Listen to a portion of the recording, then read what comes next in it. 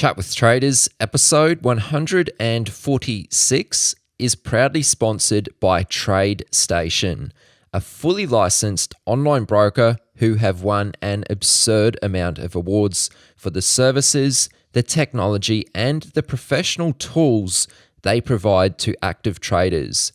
And whether you trade stocks, ETFs, futures, or options, there's a good chance your operating costs are going to shrink with TradeStation.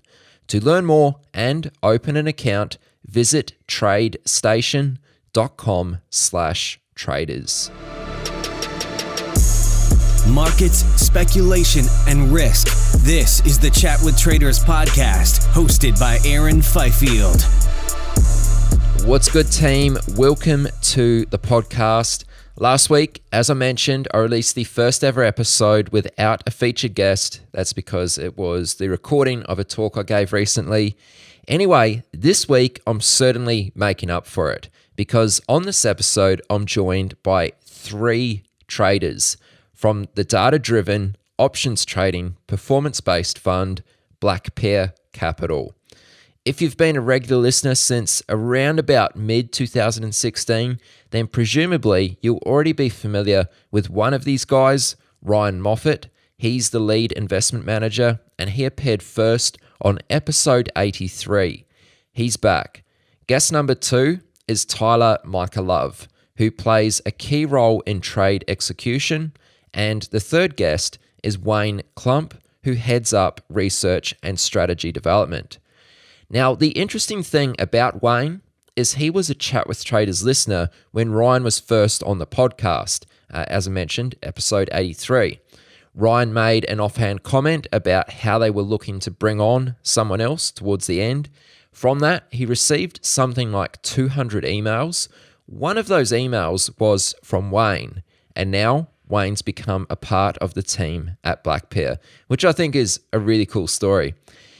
Anyway, we talk more about this during the episode. We also talk about mentoring, the benefits of working in a team, the upside to trading options, the unique edges which can be gained from the multiple dimensions inherent to options, an example of how options could potentially improve an existing strategy, and lots more, of course.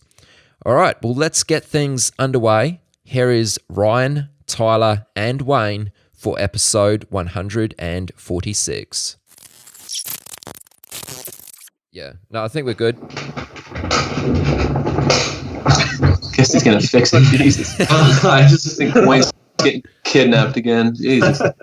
You know, my chair is really creaky, and I probably need to just get a new chair, but it's been with me through all the thick and thin, so I can't get rid of it. I used to, when I first started doing the podcast, I had like an old shitty chair that used to squeak all the time too. I used to, whenever I jumped on a podcast, I'd like swap it out for like a chair from the dining table. It was pretty ghetto. I've managed to upgrade a bit since then. Well, I aspire to be like you then. Yeah. It's worth the investment. But anyway, we'll get this started. So, Ryan, good to be speaking with you again. Also joining us on this episode is Tyler and Wayne. So guys listening, you'll probably be familiar with Ryan. He was on episode 83. If you want to hear a bit more about his backstory, I suggest you check out that episode. It's chatwithtraders.com/83. So Tyler, you're also joining us. What's going on, man? How you doing? Doing good, Aaron. How about yourself? Very well, very well. What is your role at Blackpier? Just give us a little context before we get into things. Yeah, sure. So I mostly head up the trading and execution side of things that we do. So most of it's just making sure that all the work that we do on the back end gets put through the markets the way that we want it to. We do all this work, and we have to make sure it gets done, put through like it should be. And what's your background like prior to Blackpier? Like, do you have trading experience going back further? Yeah, so I joined Blackpier about 2 years ago, maybe going about 2.5, and been trading for about 7 years. I mostly taught myself how to trade going through college. I was a finance major at the University of Tennessee, and most of what they taught there was fundamental analysis. They were really, really heavy on that. You brought up anything related to technicals, and it was just like the teachers is like, I mean, the teachers is very helpful, but you couldn't come across any good conversations when it came to technical analysis or just anything related to options trading. And so a lot of it just kind of had to be self-taught. And kind of through that research is actually how I ended up getting in contact with Ryan. Why is that the case that most of these teachers at universities and that type of thing don't have any interest in technical analysis? Is it because they're all believers of efficient market hypothesis? I know we're speaking in general terms here, but I mean, what's your... I think they see that's the way that it's the conventional model on it's safe. If you put your money in there, you'll probably do well. And it's what they know, it's what they're familiar with.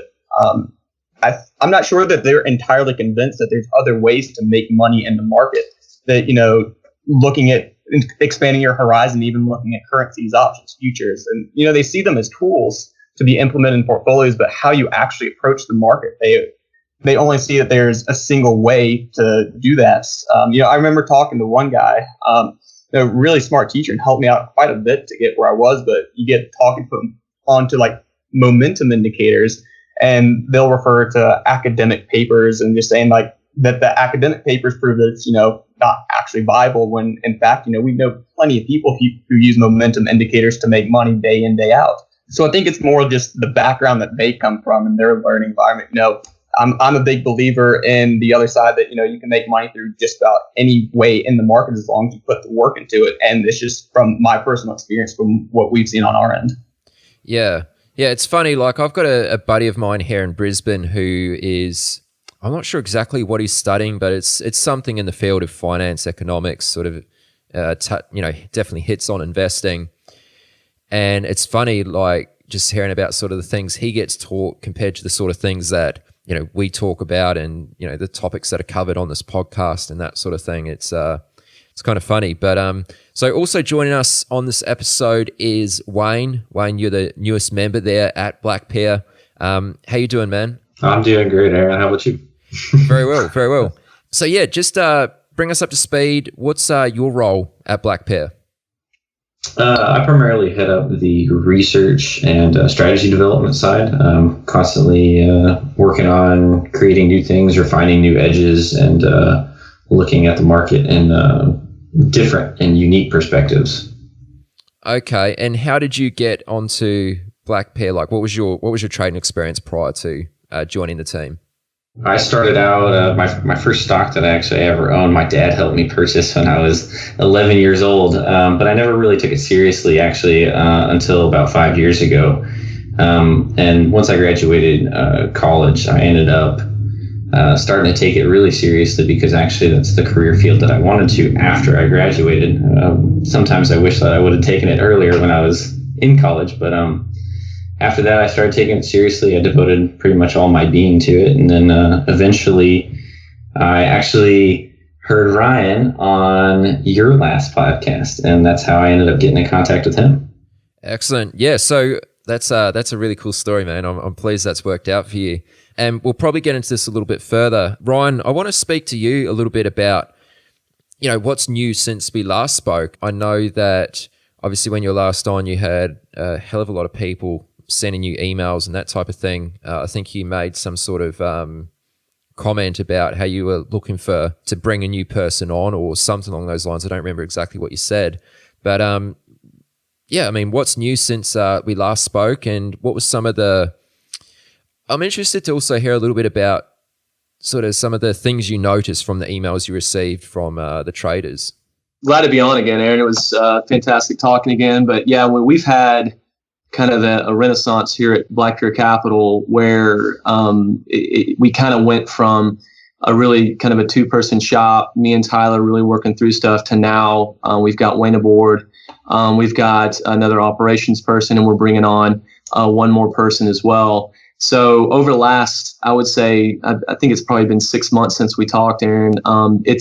We've grown like crazy. Our fund's grown. We've added a ton of new clients and partners within our fund and managed accounts. And yeah, like you said, we had a small comment on, we're kind of looking for, and we're always looking for good traders to work with or to mentor as well. And literally, I got over 150 emails from traders around the globe, really asking about kind of what kind of we had or offering and what type of coaching and things of that nature.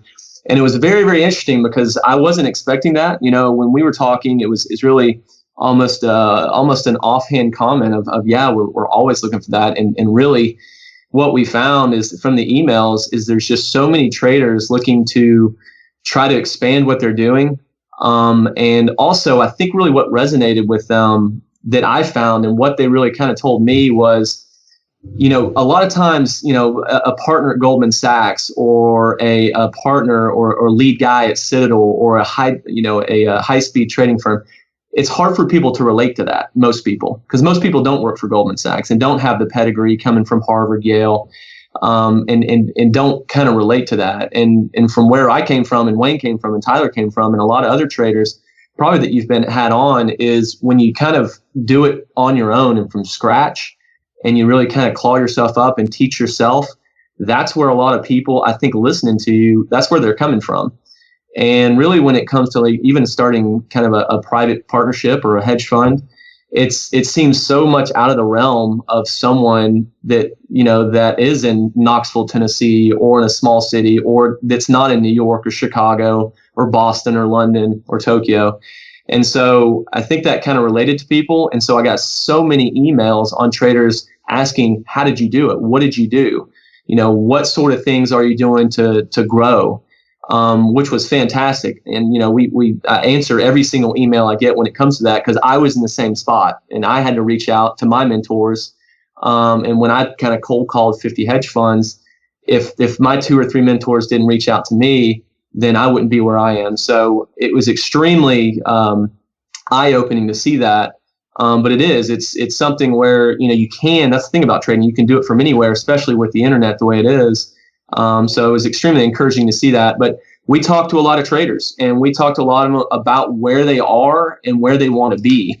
But also we talked about what it takes to get there. And I can expand into that. And some of the guys that we're mentoring now, we've got about 4 or 5 incredible kind of students that we mentor. And they have made leaps and bounds in their trading. And it's not due to us, it's due to them doing the work. But a lot of times a mentor is just to show them what the work is or what true deliberate practice is, versus a lot of times as a new trader, you're just kind of reaching around trying to grasp at straws because you don't really know what you don't know. So that's been really encouraging for us. We love working with traders. And then from that, just like Wayne said, we got Wayne, which was fantastic. And, on a selfish kind of thing, that's really kind of what we were working for. When we looked to mentor people, when Wayne came on, we were mentoring them. We were coaching them and working with them. And it was incredible because we have over 150 emails. And really kind of once we worked with Wayne, you started kind of separating what he was doing versus some of these other guys, because the work that he was doing was absolutely incredible. And I know we'll probably dig into a little bit more of Wayne's background.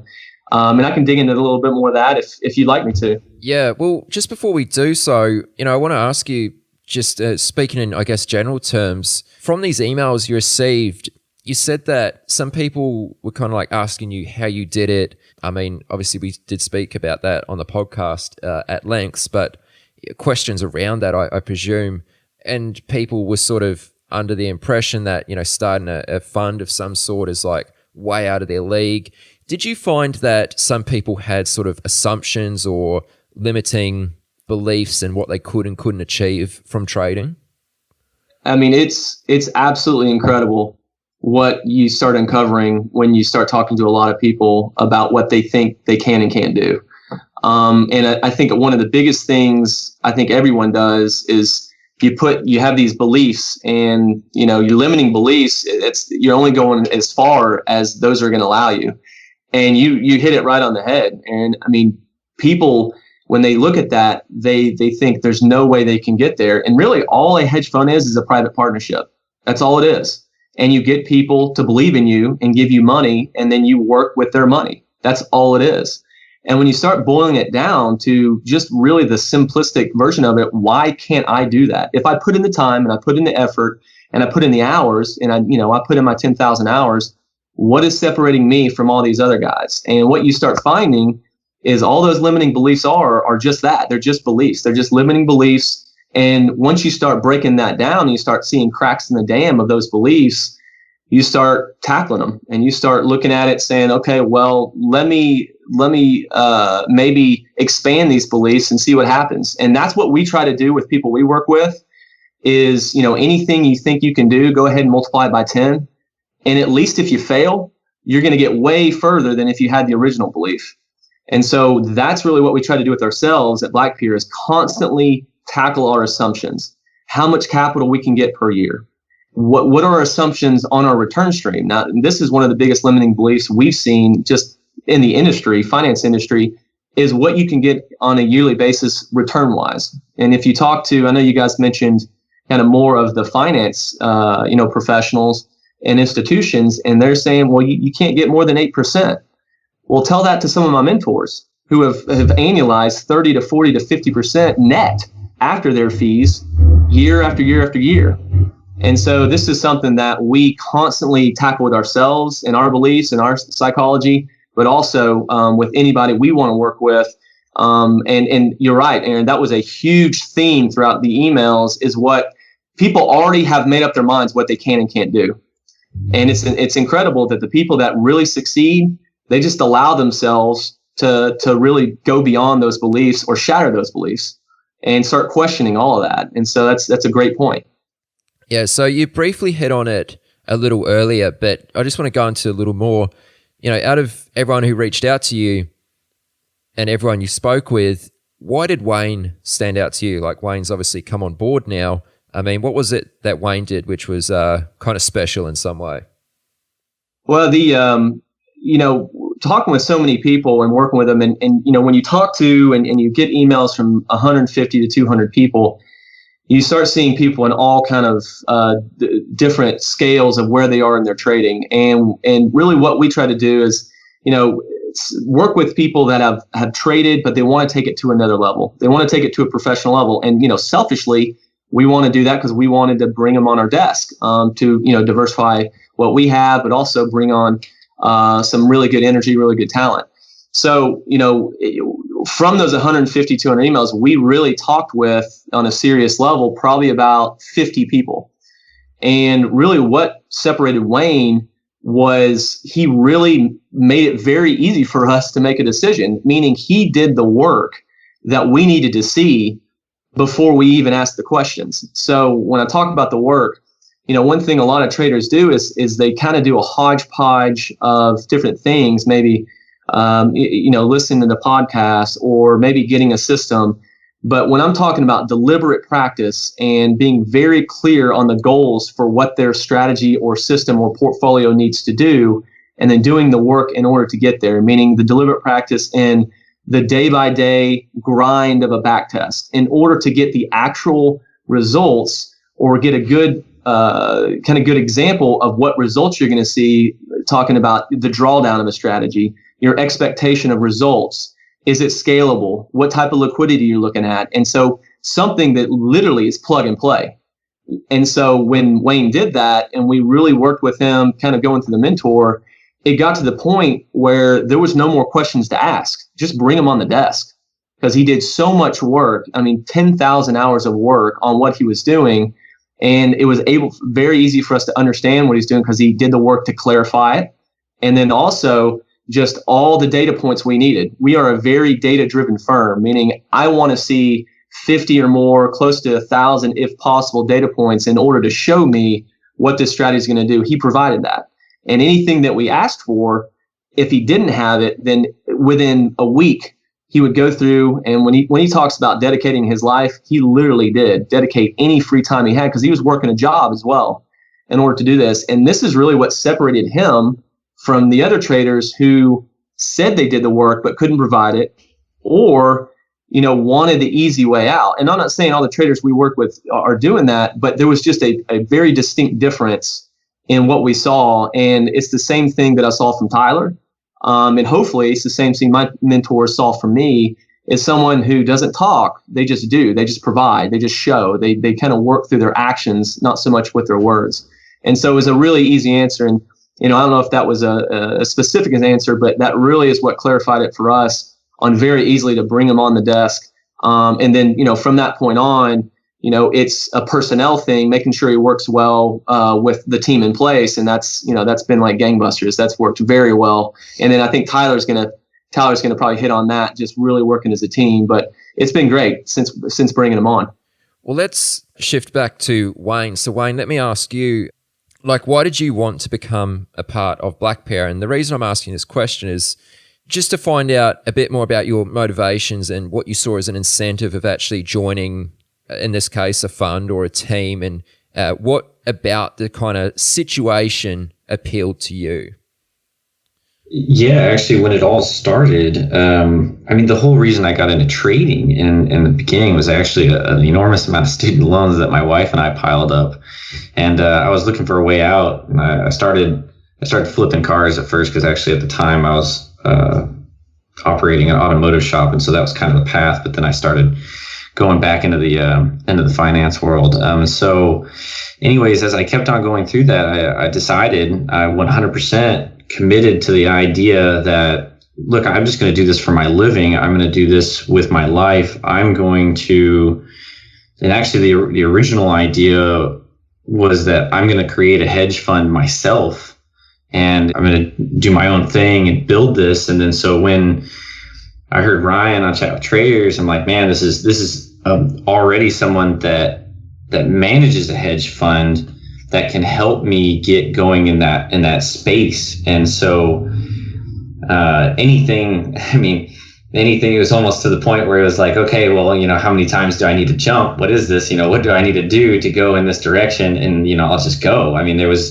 It was point me and I'll take it from there. And so that's what he did. And I think inevitably, and Ryan can probably speak to this a little bit better, but I think inevitably what it was is it came down to the point where they were kind of like, well, he's going to do this anyways, whether it's with us or not. And, it was kind of one of those things where hopefully they saw that me being with them was better. And that's how it kind of branched out. And I was humbled actually when the offering came up that they wanted me to join the team. And actually it's been the best thing ever since. Oh, that's excellent, man. It's kind of like you just found someone who was already doing what you wanted to do, essentially. So, there's a lot you can learn from someone like that, right? Right. Yeah, in my experience, if you want to do something, you can try to do it yourself and learn from scratch, or you can get someone to help you. And that's why mentors are so great. Mentors can speed things up dramatically, and actually they do it in ways that seem so effortlessly, and it actually is kind of frustrating because Ryan and I were sitting there and we'd be going into parts of my strategy or something like that, and it was like a single off the cuff comment that he didn't think twice of, but was like, oh, kind of a moment, and you're like, oh man, I can't believe I didn't think about that before. And so mentors are amazing, and that's what I think. I think you should find someone that is doing what you're wanting to do or has already been successful at it, and mimic them. But then not only mimic them, but use your personal strengths and your personality in combination with what they've done successfully, and then all of a sudden the breakthroughs happen. Yeah, I think that was a really cool comment you made there, because I've noticed that as well from doing the podcast. Like some of the people I speak to, they just make a subtle comment, or it's just an off-the-cuff comment. Like it's not even really their main point that they're trying to get across or emphasize. And it's just like, that's spot on. And, I usually try and write that down in my little notepad if I don't forget it. But yeah, it's funny how those sort of things play out. This episode of Chat with Traders is proudly sponsored by TradeStation. As a TradeStation client, you're going to reap all the benefits that could be expected from any online brokerage, but many extras too. Just to give you one example of this, TradeStation's trading platform, mobile trading app, and analysis tools, while having powerful capabilities, are clearly built to serve the real-life needs of active traders. Something like this may sound kind of obvious, but in fact, it can be surprisingly difficult to come by. Layer these benefits with TradeStation's simple pricing plan, and you've got yourself an all-in-one brokerage and technology solution that's tough to beat. Optimize your trading today, both in the way of costs and technology. Visit tradestation.com/traders and open an account. Just to repeat, that's tradestation.com/traders.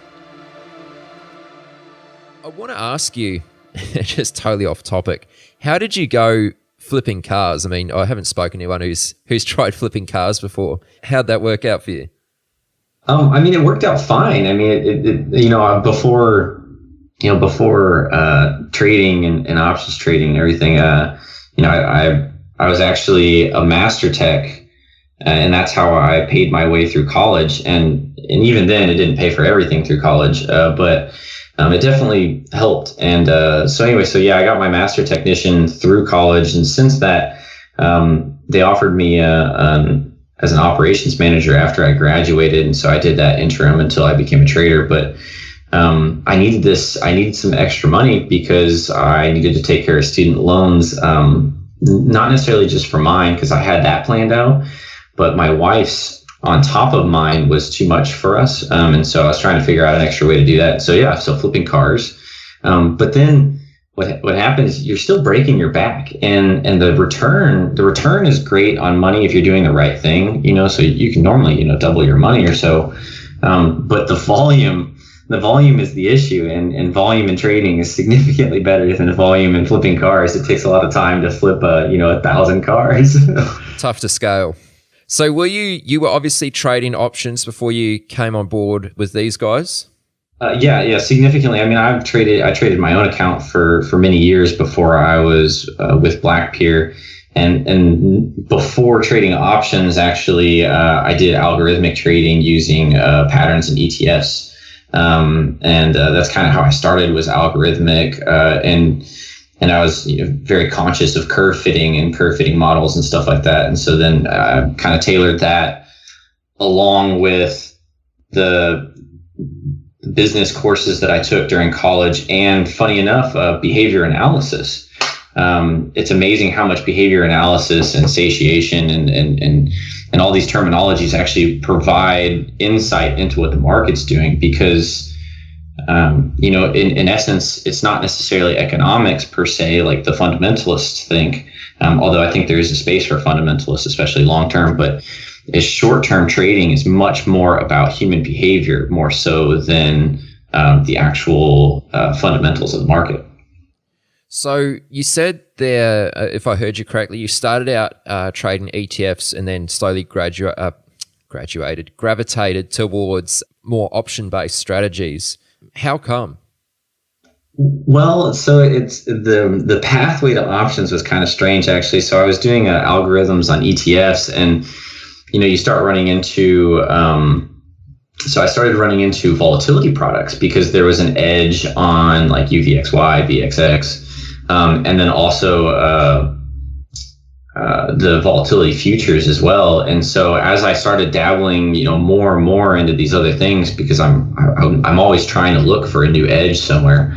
I started running into volatility, and then kind of the epiphany happened that, oh my gosh, well, if I can learn how to trade volatility, and options have volatility priced into them already, is there an edge in just trading options and using the volatility inside them as an edge? And so I started going into double diagonals and things like that can really tweak volatility. But then there was of course significant complexities into that, and so that's how it all kind of branched out into options. And then eventually I just kept honing my craft as I learned more people that traded options, and I took bits and pieces of how other people were successful in all different realms, from day trading to futures trading to intraday to trend to, everything. So I just started grabbing all of these things, and then I finally compiled them into, the Frankenstein of what my trading is now, using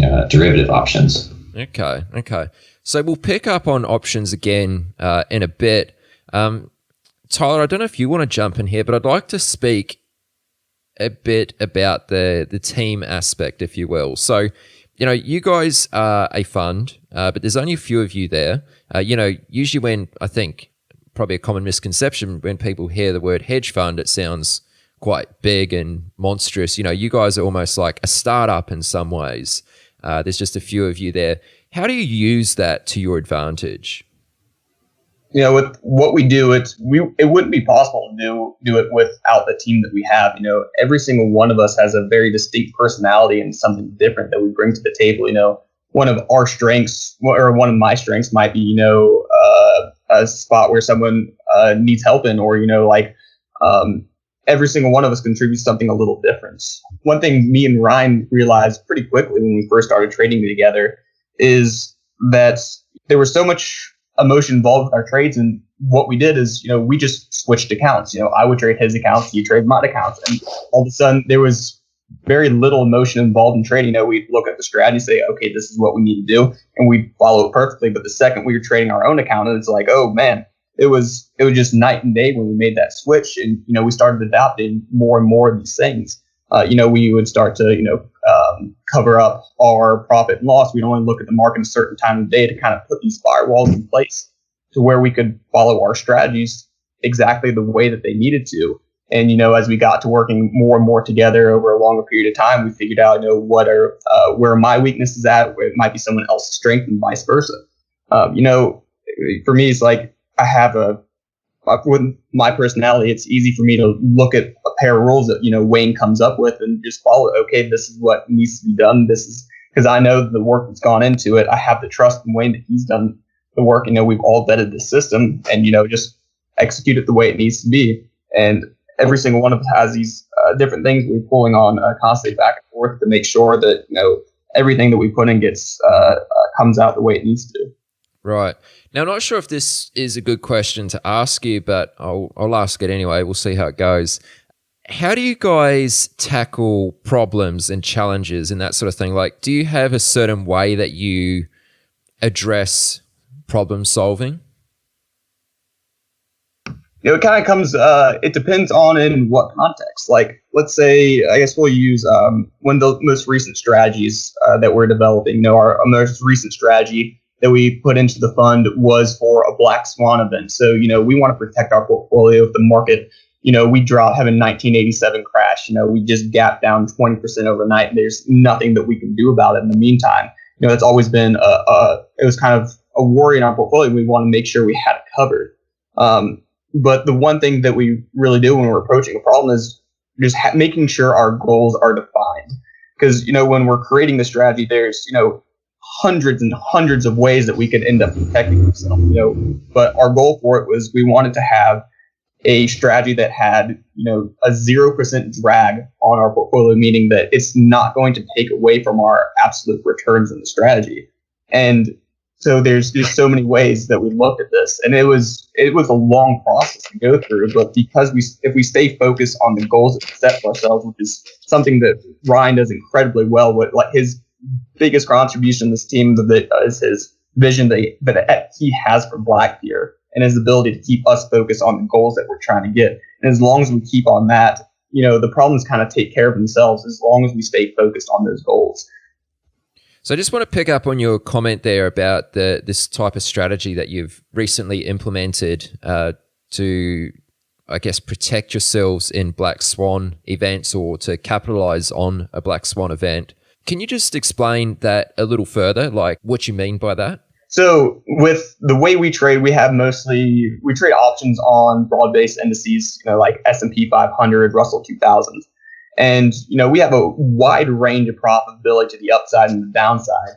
But yeah, you have that big downside move, overnight gap, we could potentially is where, the biggest hole in our strategy was. And, we want to make sure for us and for our clients that, we actually make money in events like that. And so, without getting into too many of the details, is we created a hedge that will just absolutely explode when volatility goes up.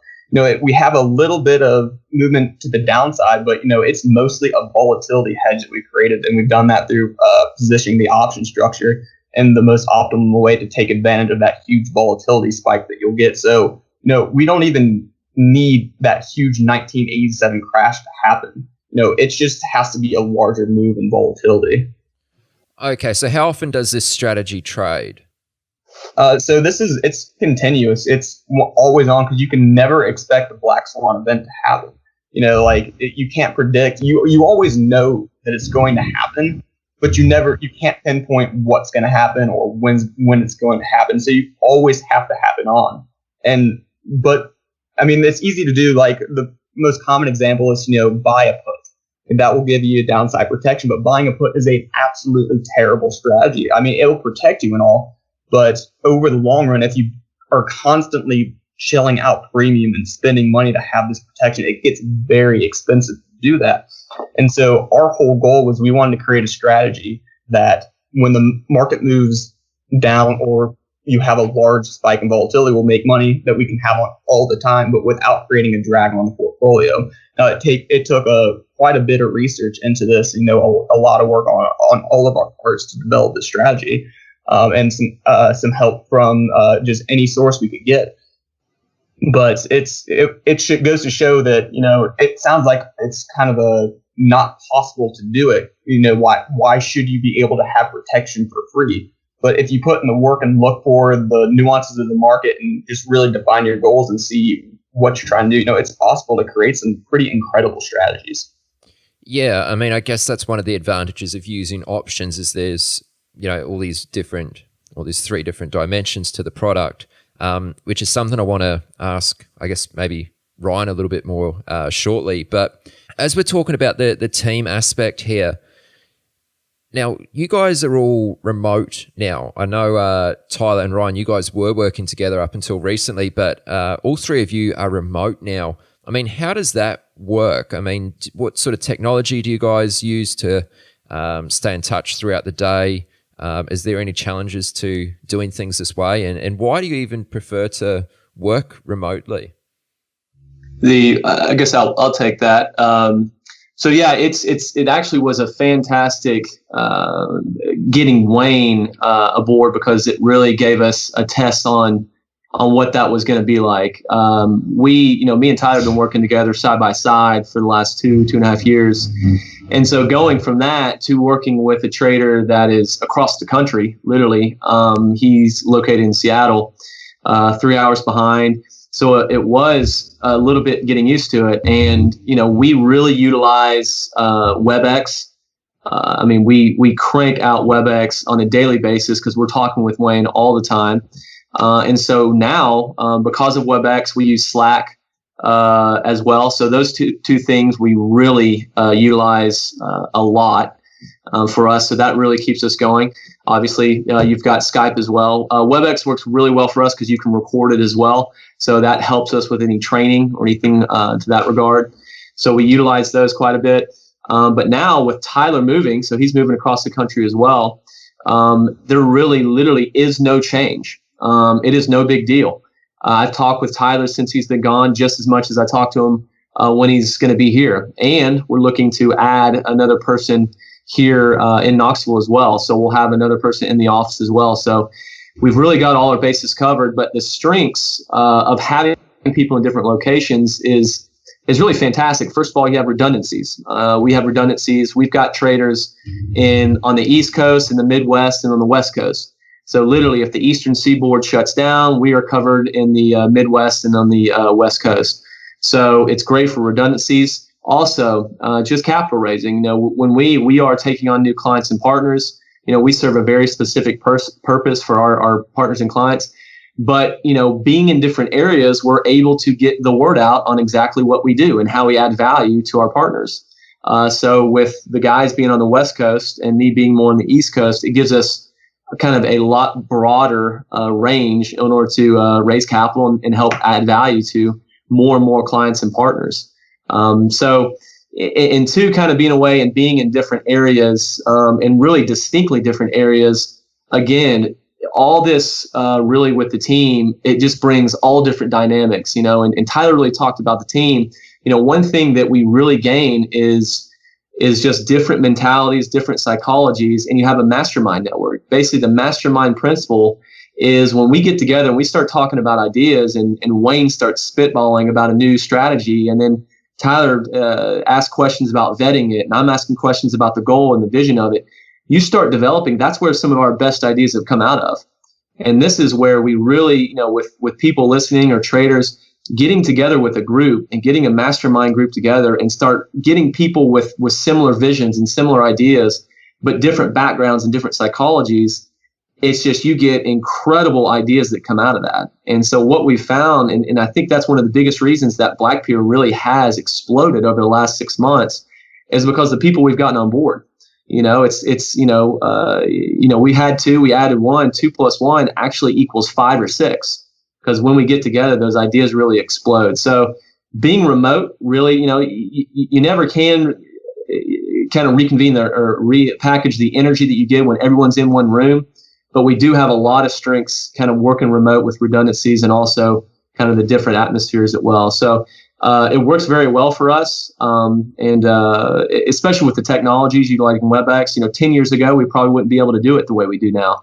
But timing's everything. And it works very well for us. So, it's worked definitely very well for the last 6 months. Yeah, I think it's really cool that you guys are able to do that because, it's like, what if the best person for the job is not there in the same city that you are? What if they live on the other side of the country like Wayne does in this example? Odds are they don't live where you do. I mean, that's just the probabilities of it. So odds are, and one thing that with teamwork I kind of want to add as well is just execution wise. Tyler is really kind of our head of execution, but this is very important. Aaron, you probably know, every trader knows, is having basically trade errors. When you're executing. But one thing we've seen when you're working with millions and millions of dollars is you don't want to have trade errors. And so we have a co-pilot system, redundancies everywhere within the trading process, checklists, to where we have to have 2 people looking at the trades, anything being executed at one time. So whether it be Wayne and Tyler, which generally it is, or if one person's out, then I will have to cover, and then we'll have multiple redundancies with traders out of Chicago. But what it also allows you to do is Wayne can go on vacation, like Tyler can go on vacation, and they don't have to worry about things being taken care of. And that's why working as a team is incredibly conducive to that. Is it just makes where everything is covered with multiple redundancies, because really all this boils down to giving the client and the partner really the best and the most value possible, and without any trade mistakes or any errors. So that's what we're trying to do. Okay, so let's say that someone listening to this episode right now, they want to try and emulate the type of setup that you've got on. Not necessarily start a hedge fund and go to that extreme, but they want to sort of get together a group and sort of build a little bit of a team where they can help each other out and do some of the things which you've been describing here. What are maybe some actionable steps on how they could actually put something into place? Like, where should they start and how should they go about that? Always, and people kind of get into certain types of trading, and within that trading, you start seeing different groups, come together. There's a million different trading groups out there, but what you always find is when you're in a group, you generally find people that are really doing the work and looking to get better and have clear goals on what they want to do with their trading. And that's one thing, I mentioned it with Wayne. Wayne had very, very clear goals on what he was trying to achieve with his trading. And once you get the goal and you get where you're going, the steps to get there start to appear. So I would say when you get with the group, start identifying the people who are going somewhere with the trading, because a lot of times you get in groups and people just kind of dabble and they don't really go anywhere. And they're kind of doing the same trading they've been doing 3 years ago and not really having much success to it. And so start gravitating to the people that you find are doing some very interesting things within these groups. So, with us and with the options, generally you've got groups kind of around the country where it's of options traders. You kind of sniff each other out and you look for them. And that's what I had to do. I had to cold call 50 hedge fund managers to try to get someone to call me back. But when you're very clear on what you want to do, that's what Google's for, right? You can really find anything you want and any way you can. Get out there and start finding people. They don't have to be where you live, obviously, because obviously you can do this remotely. Start finding people who are doing kind of what you want to do, or trading the way you might want to trade, or trading totally opposite, but they're doing really well with it. And start getting a part of those groups, and then really start working and getting involved with them and putting out the work, and start add as much value as possible to other traders, and it will continually come back to you. The more you give, the more you get. And so I think that's what Wayne did. That's what Tyler did. That's what I try to do, is really add to the groups that you're a part of, and make it a group or create your own group. I think that's a real simple, maybe not easy, but a very simple, actionable step that people can take to get going. Hit us up, email us, tell us what type of trading you're doing. We always love hearing from different traders, but it's very, very important to get a little bit outside, I think, of the shell and get other people's ideas. Not saying that you need to trade that way, but it does give you a certain kind of mastermind type energy, and getting people with, first of all, similar type goals. And I'm not talking about trading goals, but just trying to be successful with what you're doing. It makes a big difference. Yeah, and I've got a Facebook group for Chat with Traders, and I'm not saying this is the solution, but what I'm getting at is that, you know, there's people in the group, like there's a few thousand members in the group, so obviously that's no good for what you're describing here, but there's people who I know have connected inside of that group and sort of formed their own little team, if you will, and are sort of helping each other out. And yeah, so that, I guess that's just one example of how you can meet other traders doing similar things. You spoke a little bit about, and I think this is a good point, about how the group has to have a focus and you have to be very deliberate in what you're trying to achieve and the reasons why you're kind of getting together. What's maybe an example of that? Just so that if someone's listening to this and they haven't really thought about that side of it. Yeah, I mean, having a clear goal on anything is going to make it a lot more simple and really guide your actions moving forward. But, you know, what we found in different groups, and the ones that succeed and the ones that fail, is just the clarity of what the group is there for. And, you know, one thing that we found with a lot of traders is they don't commit to their trading, and they aren't very clear of what they want to get out of their trading, because that's going to guide what type of trading they do or what type of work they put into it. And with the group, there's no difference there. So as a group getting together, and even, you know, simplistic goals of, you know, we want to take our trading to this level, or we want to get or put this amount of work into our trading, or find or create a system that creates a certain exposure to the market or a certain equity curve that they want to see. Having those clear goals, it really defines what your actions are going to be. Now, getting a group together and say, hey, we're going to get good at trading, well, what does that mean? I mean, literally, that is very undefined. It's, you know, and you can go and really define how a goal is. You want a very actionable, measurable goal. But unfortunately, a lot of groups that get started, you know, don't have those type of mentalities or goal settings. So again, I would say on anything you do, be very clear on what you're trying to get out of it. Be very direct and very definitive in your actions. And, you know, being very upfront with someone in the group on what you're trying to get out of it. That makes it very clear. You know, talking with Wayne, talking with Tyler, we don't mince words when we're saying, here's what we want to do, and here's the ride that we're on. And whoever doesn't want to be a part of it, they can choose not to be a part of it. And so, but you get the right people on the right bus in the right seats, and it's amazing how fast that bus will go. And that's really once you get with the group and you're very clear on what you're trying to do, that's how it goes. You go light years ahead of if you were just trying to do it yourself.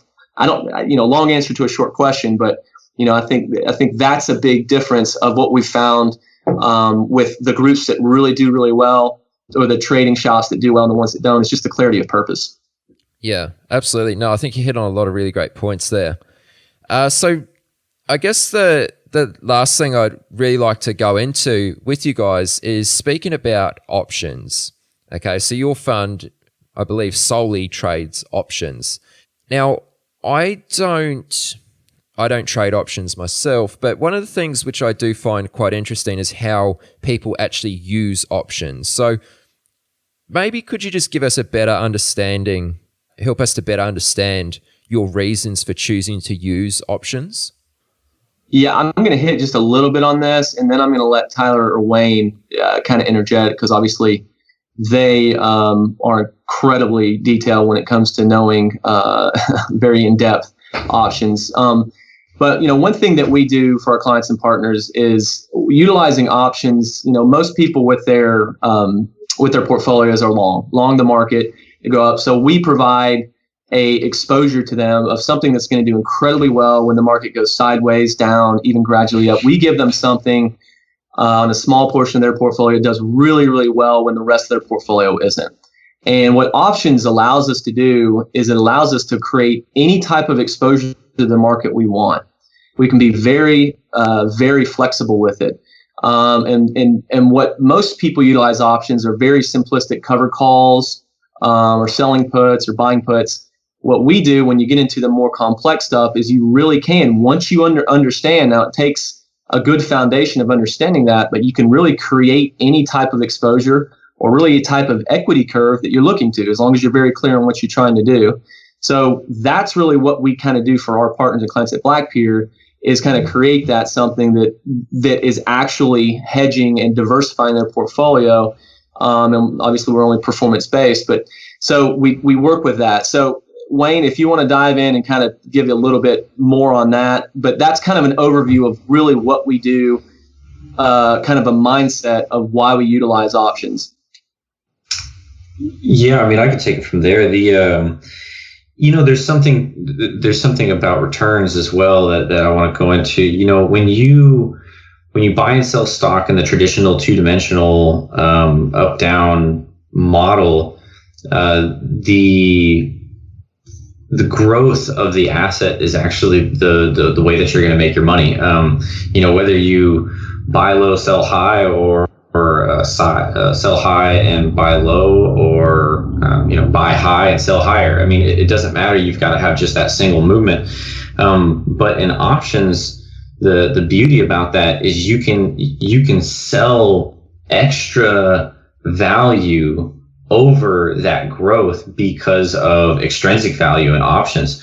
And you can also, in some ways, you can also leverage the growth underneath if you want to take the other side of that extrinsic value and put yourself at a perceived riskier situation. But I mean, there's so many ways that you can manipulate things to gain extra edges. And the fact that there is multiple dimensions in options means that if you know what you're doing, you can get multiple edges beyond what you can do on just a directional basis as well. Or, if you're a value investor, and we do derivatives, but I mean, I've made strategies on single assets as well. In regular assets, if you are directional on those, you can get extra edges utilizing options. You can even do leap options, which are just long-term options that give you the equity curve or the exposure that you want, but at significantly more value, meaning that you might have to risk less to get the same exposure that you would be getting as instead of just buying long or selling short. And you can get significantly outsized returns because it's a product in itself, unlike just owning a portion of the company or owning a portion of the S&P. Since it has its own value, the option does itself. Buying and selling that, it gives you an extra edge as well. So can you just break it down a little bit more, and forgive me if you've already kind of described this, but what do you mean by you can almost create any type of exposure you want? You keep using this word exposure. So what are you trying to get at there? So anytime that you take a stance on a market, you have exposure to either profit or losses, right? So if you are, say, long the market, basically you're thinking it's going to go up. So if you're thinking values are going to go up, you buy the market, or you buy, SPY or an ETF or anything like that. And as it goes up in value, you can gain from that. And that's all I mean by exposure is, okay, we're going to have exposure to growth in the asset, or we're going to have exposure to some downside in that asset as well. And so with options, you can create exposure to the long side But at the same time, because of how, if you can get the complexities of the options correct, you can actually gain even if the growth doesn't happen. And so now you're creating returns when you're wrong. So that puts one more edge in your favor. And, Paul Tudor Jones, of course, always goes back to risk reward. You can really, really leverage risk reward with options because of the flexibility that they give you. And so if you want your exposure to say you have a long only portfolio, say you got a 401k or something like that, what we do for many of our clients is that they have, a side IRA that they've forgotten about, or it's sitting off or whatever. And they invest with us, and we can create with a very small amount of capital, something that does extremely well and high, and provides a lot of value when the market is sideways, or even just a slow grind up like we've had all year.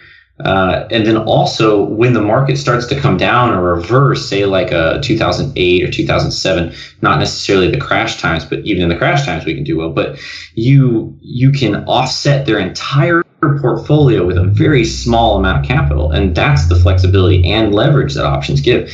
And some people cringe at the thought of leverage, but leverage, you can use leverage in two different ways. You can add more risk, or you can de-risk by not putting so much capital at risk and can get just as much as returns. And that's what options can give you as well. Okay. Would Ryan or Tyler, do you guys want to add anything to that? Yeah, I mean, that's the very simple part of when we kind of talk about exposure is with different parts of a portfolio, how is it going to make money? I mean, literally, we break the market up into 5 different scenarios. The market can go down hard, can go down gradual, can go sideways, can go up gradual, can go up hard. And so we want to have strategies that do well in 1, 2, or all of those scenarios. So when we're building a portfolio of strategies, we need the strategies, just like as a team, we want our personalities to offset each other. Well, in our portfolio, we want the strategies to offset each other. So it's going to give different exposures to the market. And so pretty much we utilize good risk reward in every single one of our trades.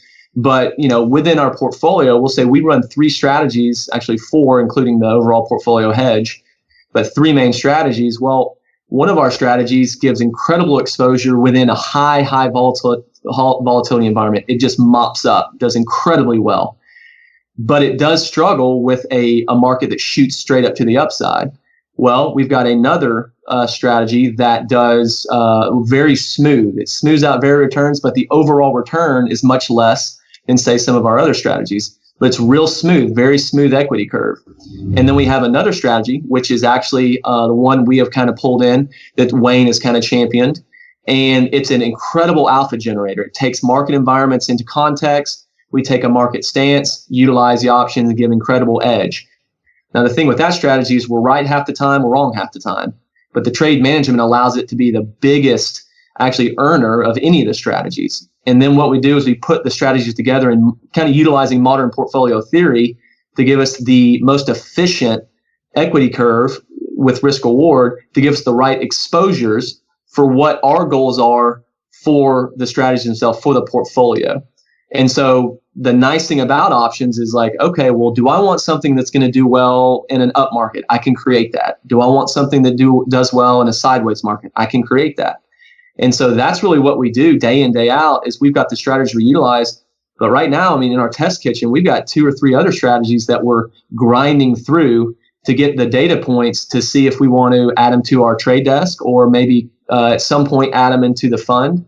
And that's all we do is we want to get things to plug holes in our portfolio, but also plug holes in our clients and then our partners' portfolio just to add more and more value. And that's what options does is that it gives you, people always think, you can only make money when the market goes up. Well, that's not the case whatsoever.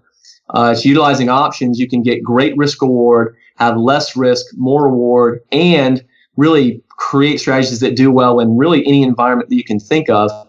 as long as you've really done the work and got the foundation and the strategies to do so. So that's kind of my 2 cents for it. And that's really what we try to do really day in, day out here at Blackpier. Cool. Now, you said one of the things that the strategy does very well and it takes into consideration is the type of market environment that we're in. What sort of things does it look at to gauge market environment? We really view the market through a volatility lens, and we do it a few different ways through pricing of the options and our positions. We've done thousands and thousands and thousands of different positions. We utilize butterflies quite a bit. So we see the pricing in different environments, and the pricing really tells us what sort of environment we're in. But also we take in consideration the market environment with the ranges of the market. Let's say the S&P 500 and the Russell 2000.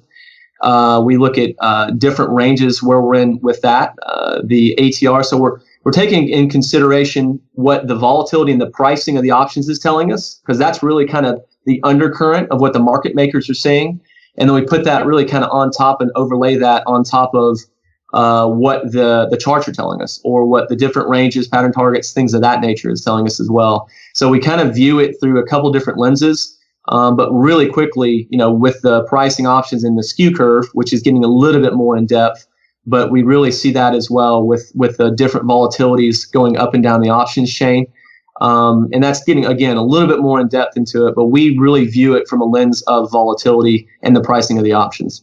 Okay, and are you ever taking just outright directional positions, or is every position got a hedge on? So we are, within our strategies, we have two of our strategies are very mechanical. So they are going to be, they take into different considerations the volatilities and pricing, but for the most part, they're very mechanical, not really taking the market environment into account.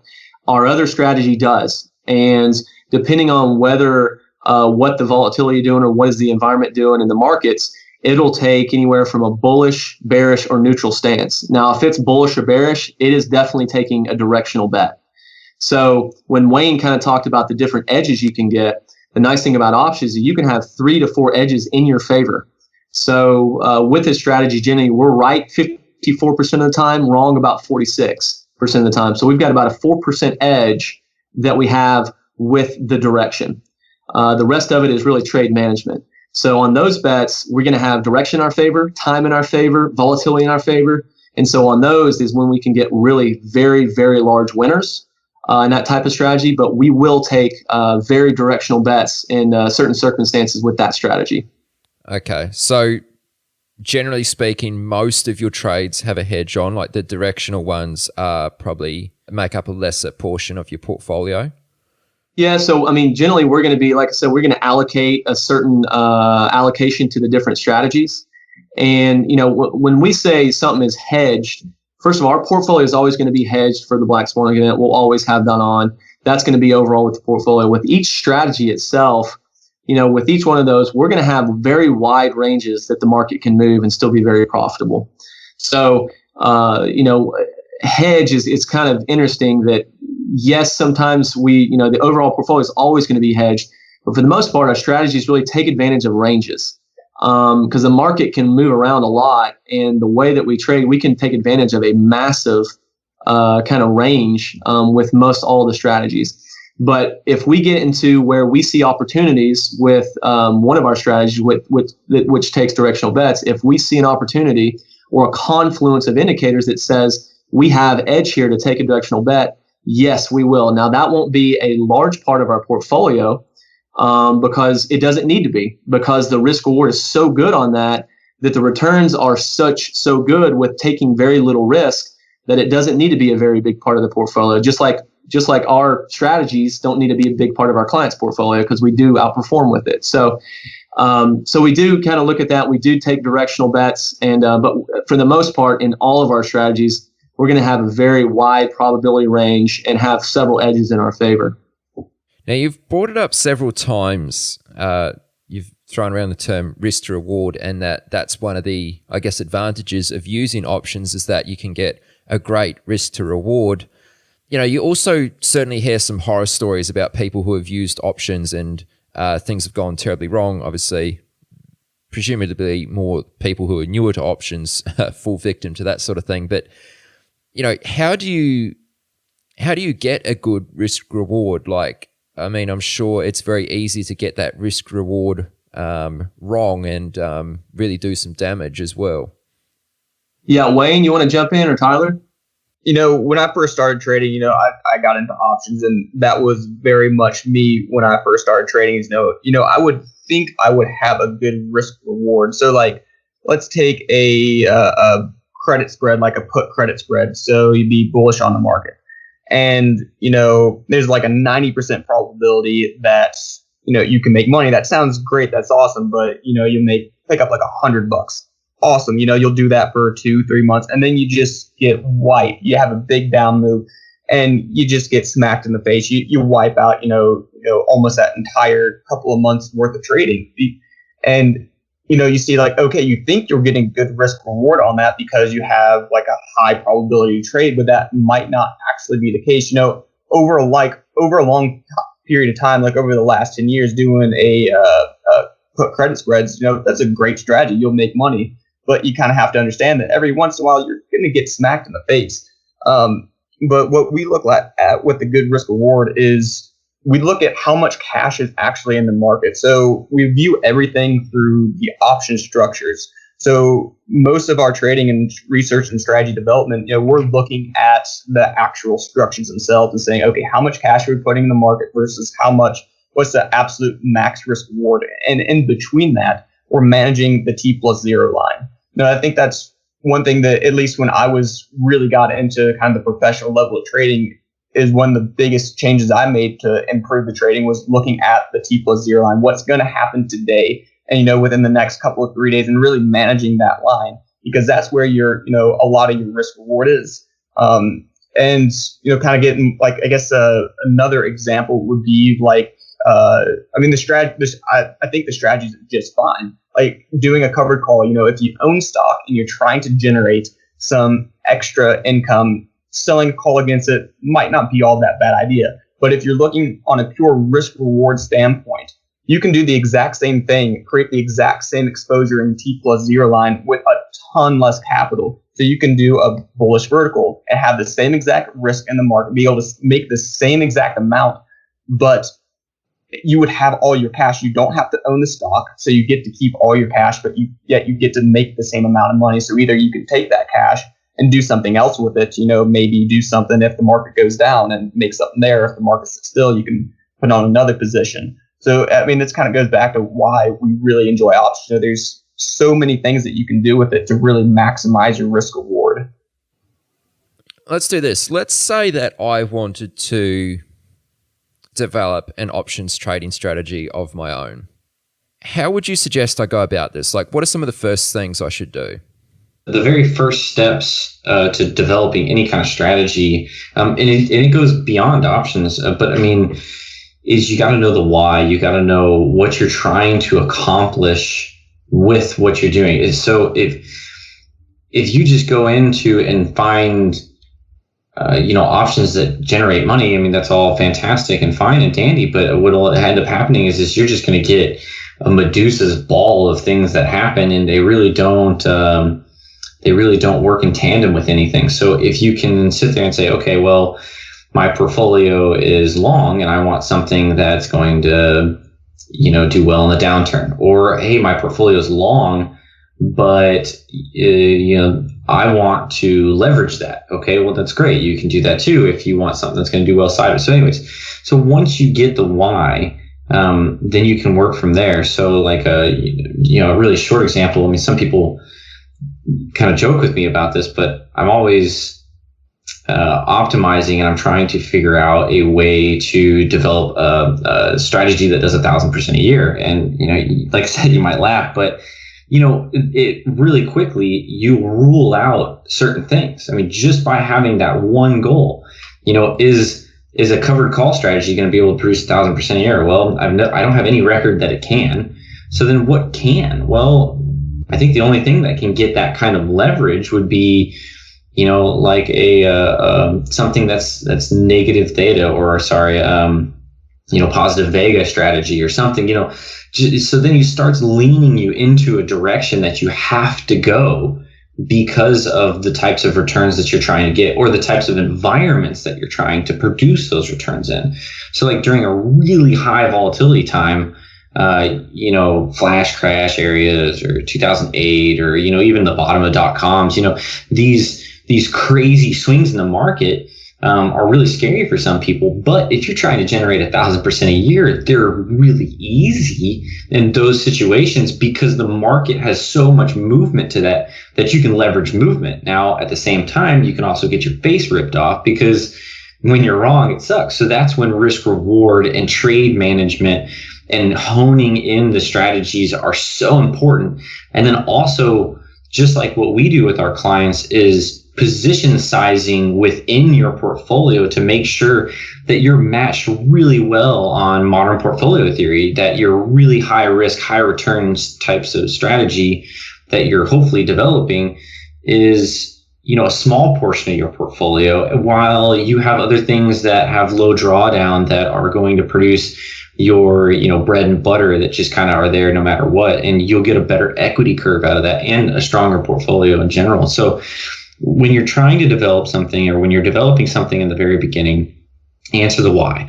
Once you've got the answer to the why, then start looking for things that already exist that you can get education on that might get similar results. Okay. Then once you start getting those, then okay, with the knowledge that you have and the experience that you have, can you utilize any of those in tandem, and can you outsize the returns that are there from a strategy that already exists? So if you want say a trend following system, that was popular back in the day on equities, can you use your knowledge of that trend following style of trading? Does that work on other assets right now? And can that help you? And so once you start piecing everything together, at the end of the day, you can come up with a product at the end that fits the exact need that you want. But without the need, without the why in the very beginning, you can't even get off the starting line, unfortunately. So that's the most important part.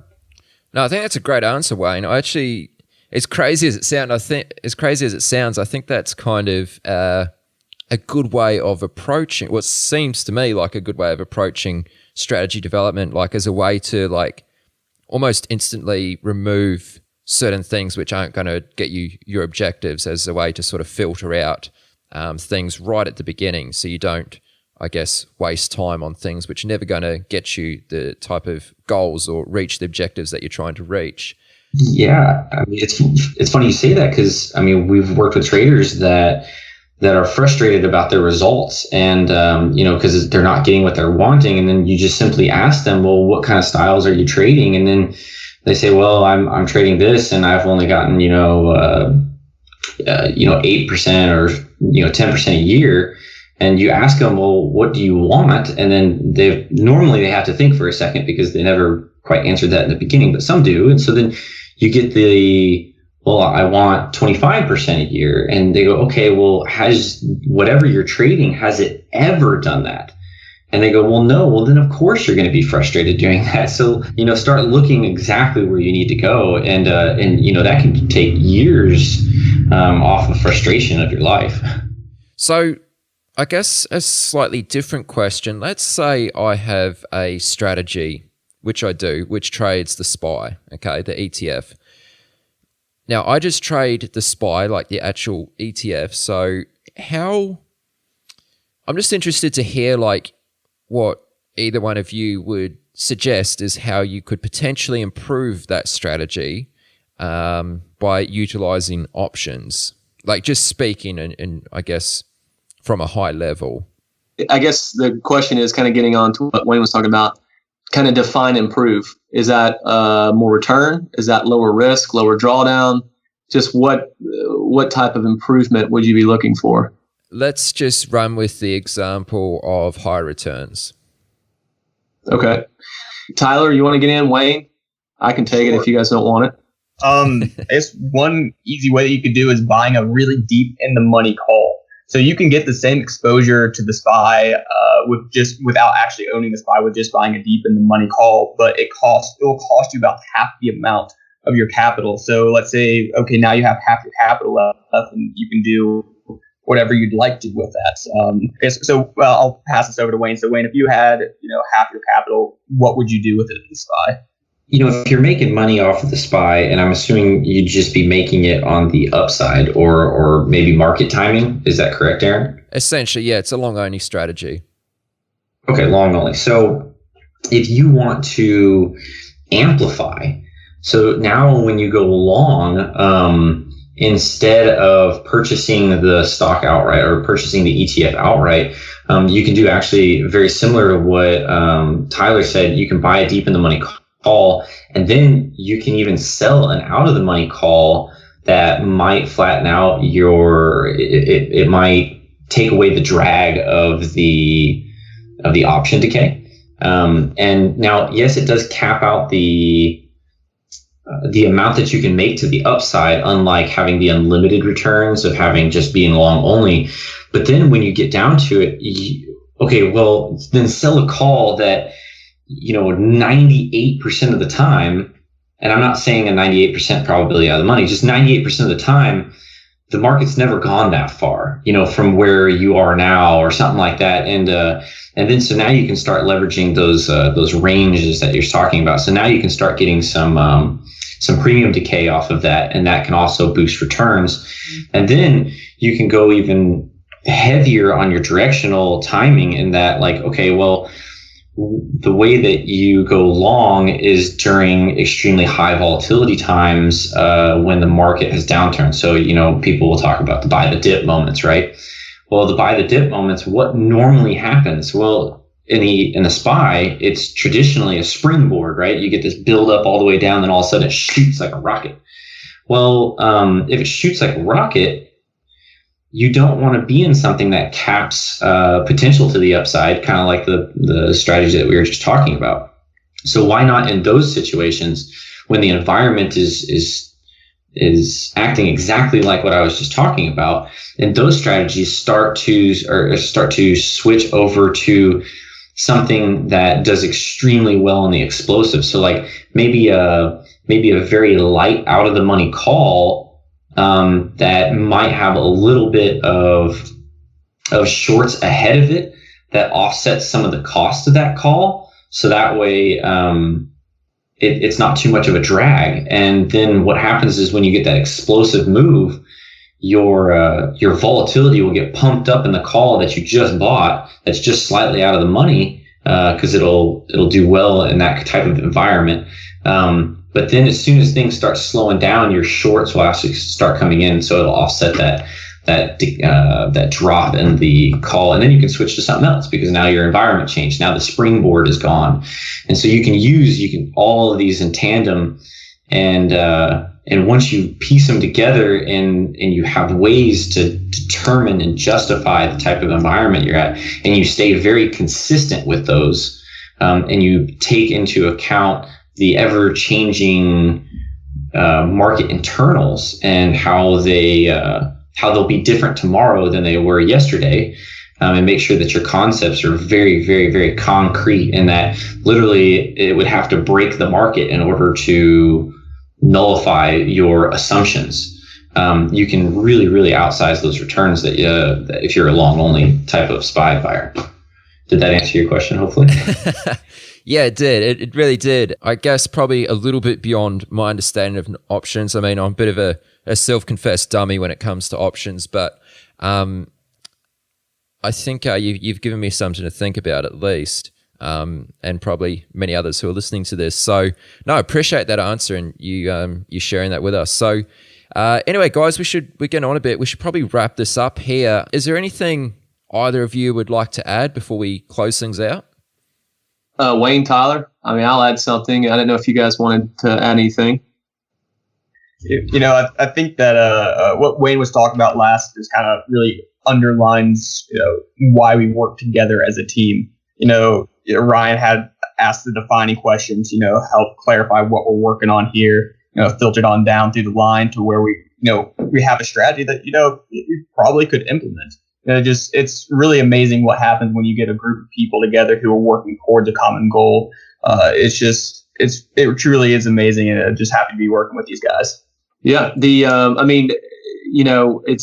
touched on a lot of different things, and we got a lot more in depth on the option side this time than we did last time, which is fantastic. But I will say, with a lot of traders, and we had a lot of kind of material, shoot us a message if you want, get in contact with us, have questions or anything, because we love talking to traders. If we can help out at all and add value, we love doing that. I know me, Wayne, and Tyler, we love, all we do all day is talk shop. We love talking with other traders. And again, we always are looking for new traders to diversify our desk. And that's something that we'll continue to do. This is a firm that's built by traders, and will always be about trading.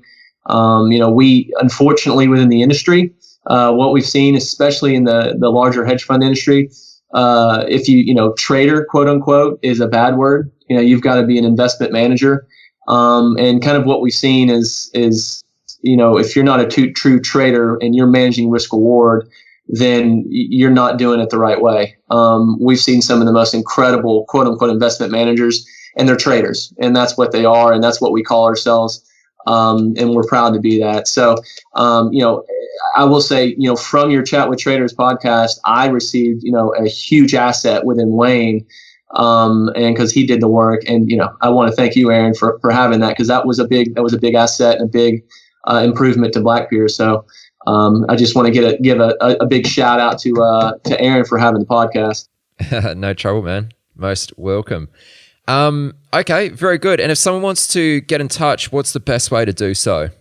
You can hit us up always at info@blackpiercapital.com, or you can kind of hit us all up.